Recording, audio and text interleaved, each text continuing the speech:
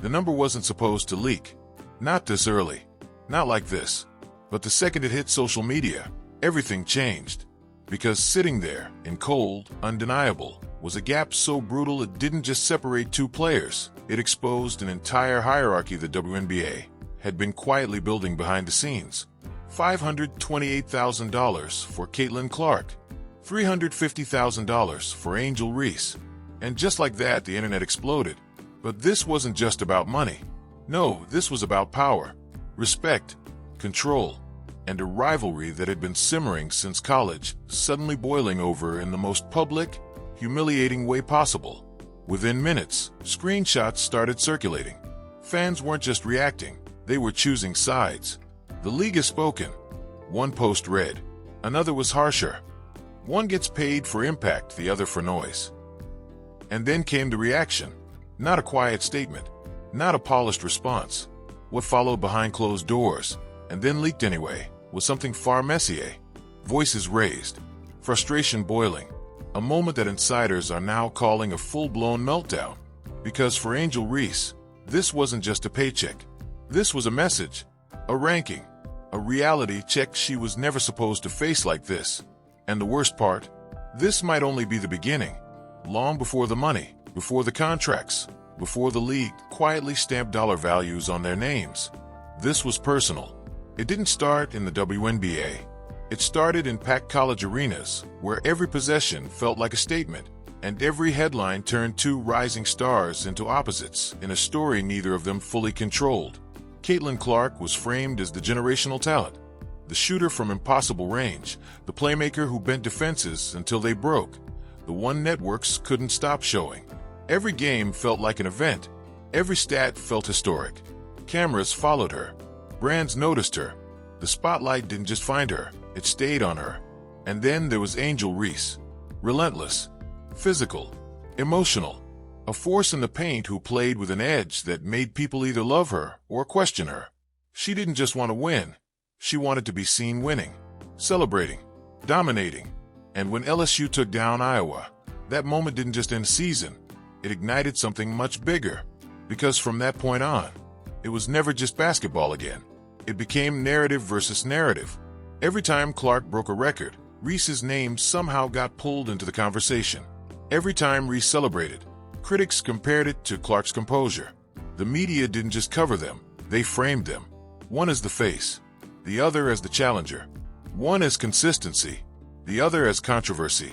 And behind the scenes, something even more dangerous was building. Resentment.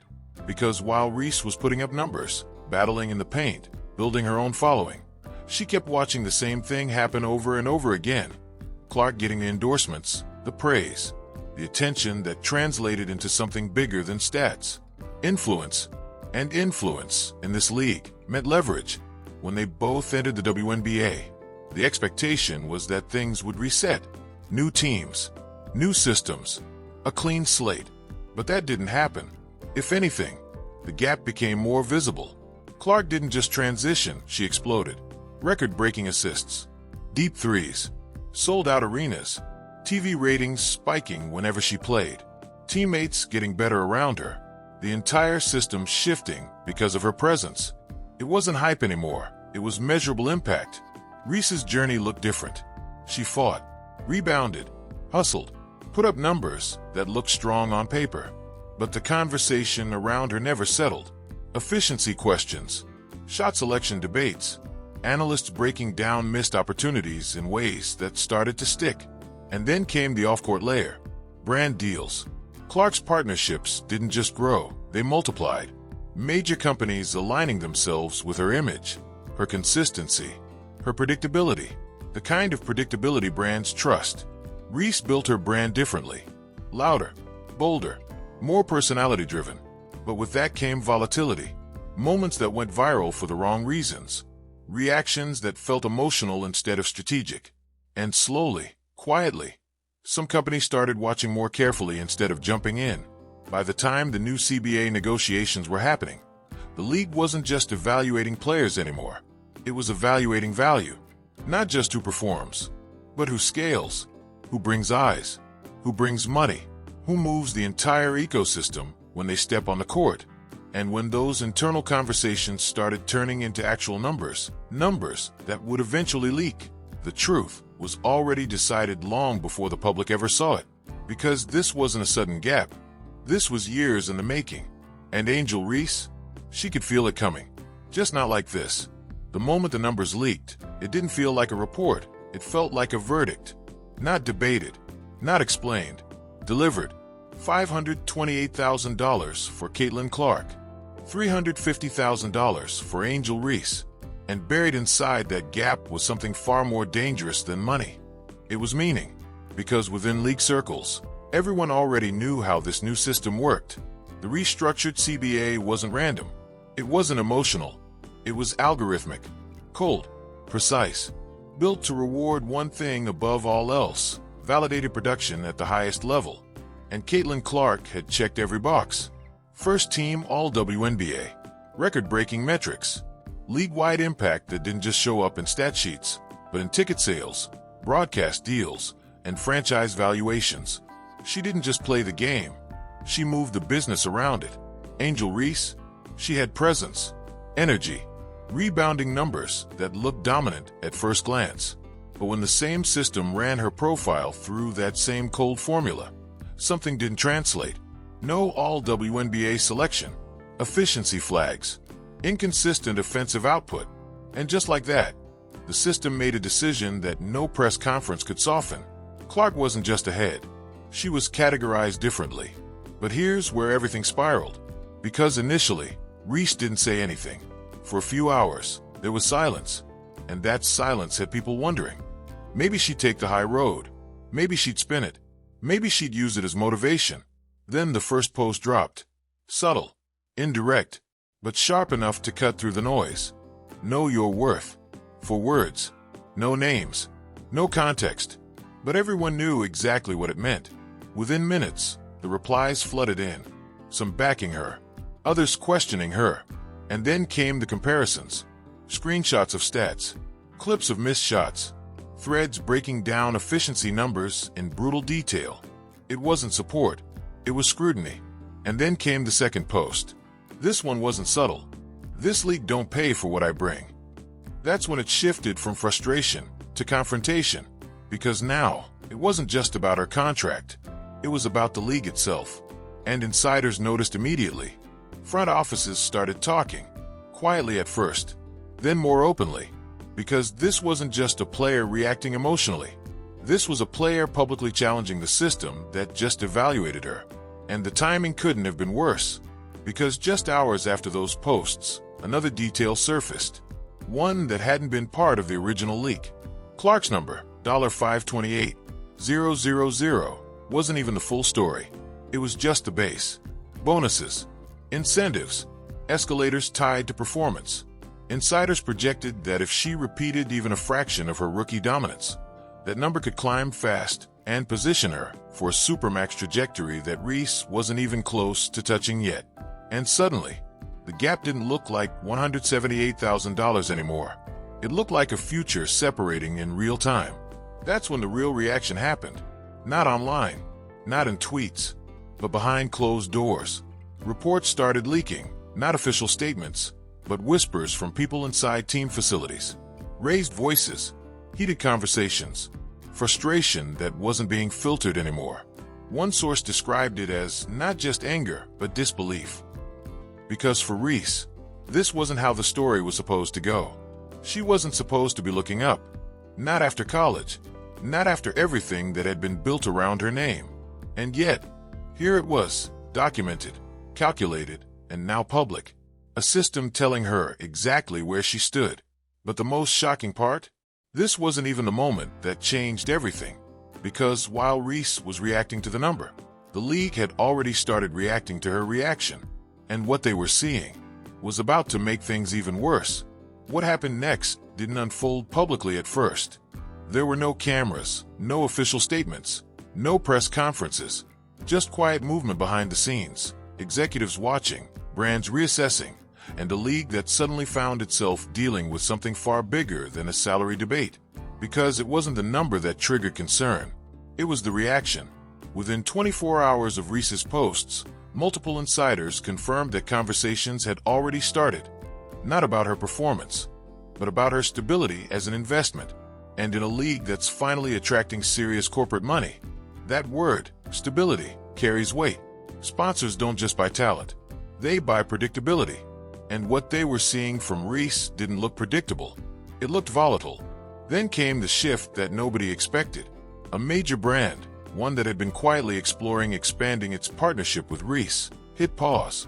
Not publicly, not dramatically, just stopped moving forward. Meetings delayed, campaign discussions shelved, communication slowed, and almost simultaneously, that same brand redirected internal resources toward Caitlin Clark. That's when insiders realized this wasn't just a comparison anymore. This was a pivot, because while Reese was pushing back against the system, Clark was doing the exact opposite, leaning into it. No reaction, no public commentary, just games, appearances, and a steady stream of controlled, calculated moves that made brands feel even more secure about where they had placed their bets. And then the second twist dropped, quietly at first, then all at once. Internal league projections, never meant to go public, started circulating among media circles. Not confirmed, but credible enough to shake everything. They showed Clark's trajectory, not just her current salary, but where she was headed.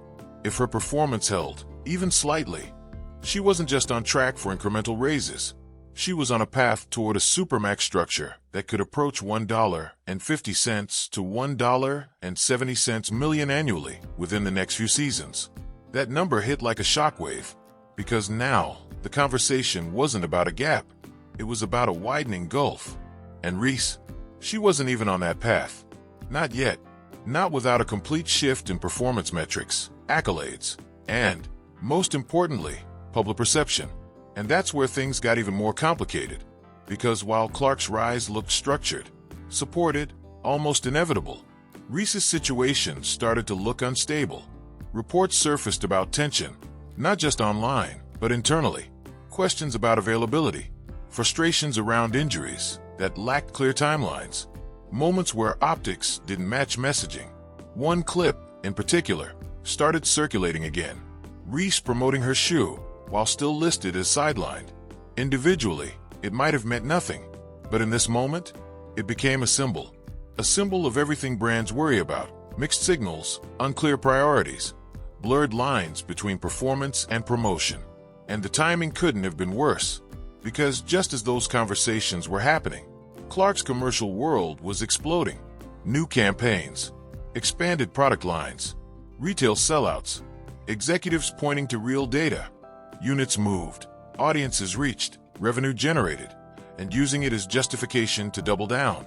Two players, two trajectories, moving in completely opposite directions, and the league was watching both in real time. Then came the internal reaction that changed everything. Not from fans, not from media, from inside the WNBA itself. Because according to multiple sources, league officials weren't just concerned about the narrative. They were concerned about the precedent. A young star publicly pushing back against a system designed to reward performance, and doing it in a way that risked undermining the very structure they had just built. And quietly, without announcement, without headlines, they started making adjustments. Subtle, strategic, but very real. Because the next phase of this situation wouldn't be about tweets. It would be about consequences. And Angel Reese had no idea just how quickly those consequences were about to show up. By the next morning, it wasn't contained anymore. What started as a leaked number had now turned into a full-blown public storm, and there was no controlling the narrative. Every sports show, every podcast, every social feed, one topic dominated everything: Clark versus Reese. But this time, it didn't feel like a rivalry. It felt like a separation. Clips started circulating at a dangerous speed. Analysts breaking down Reese's shooting percentages in slow motion. Side-by-side comparisons flooding timelines. Impact versus effort. Production versus personality. The tone wasn't debate anymore, it was judgment. And the fans, they weren't holding back.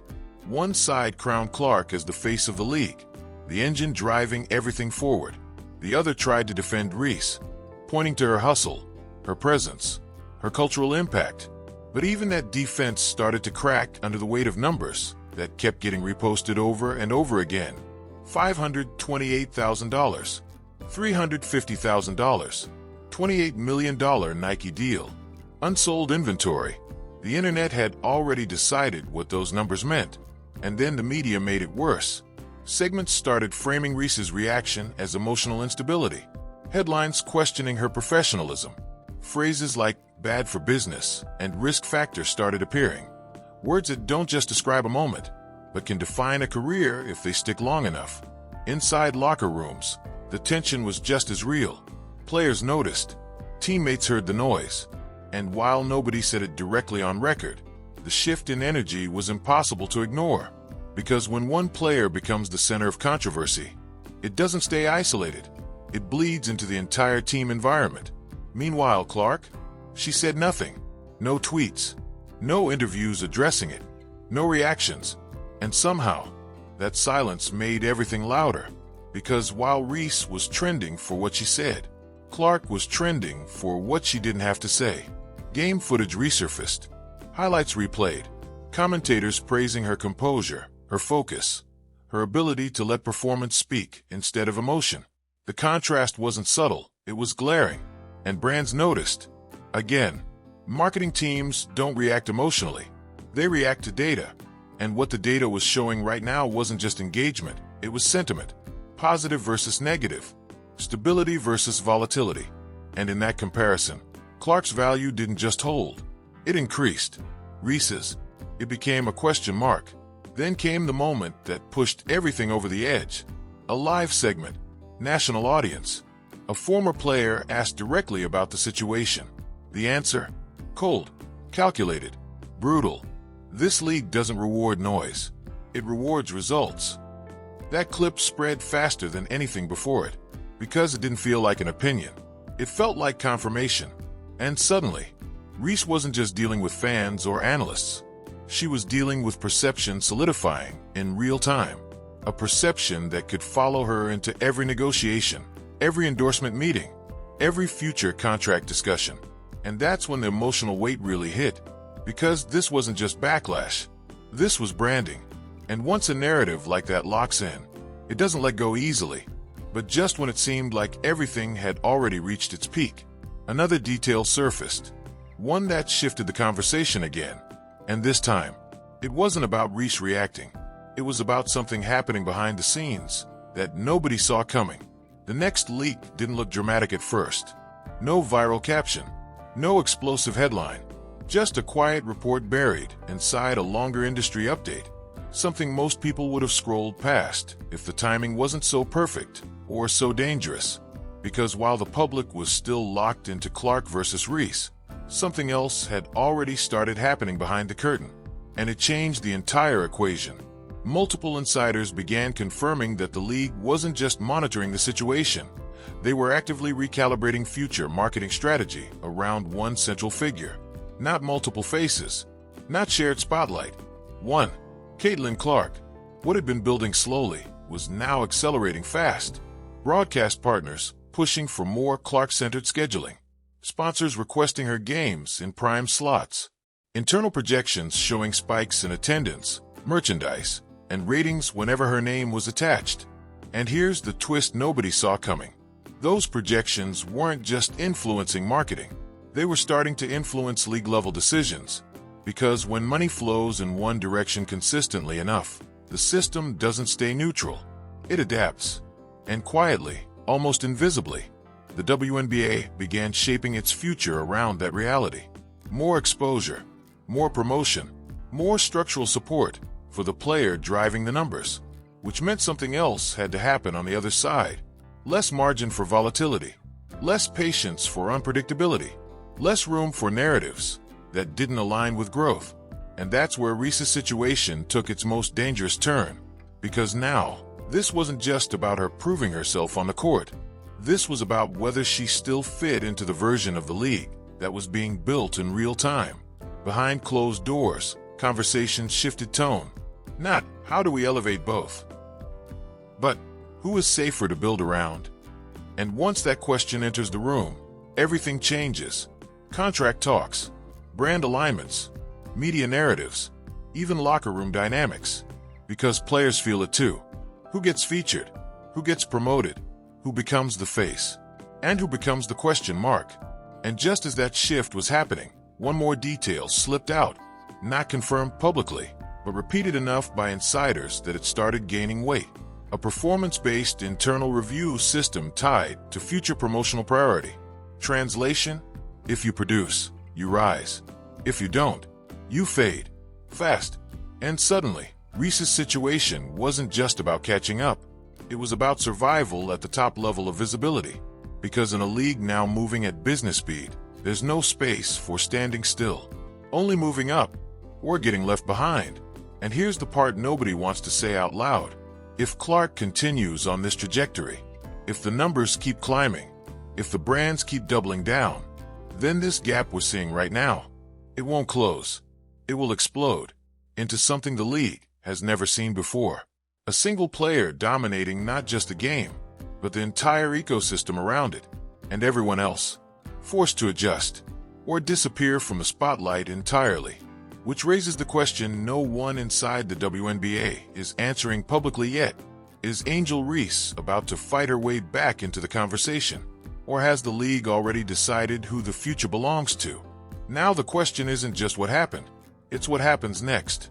Because this story is far from over, and the next chapter could change everything. Was this really a fair reflection of performance? Or is there something deeper happening behind the scenes? Is the league truly rewarding production?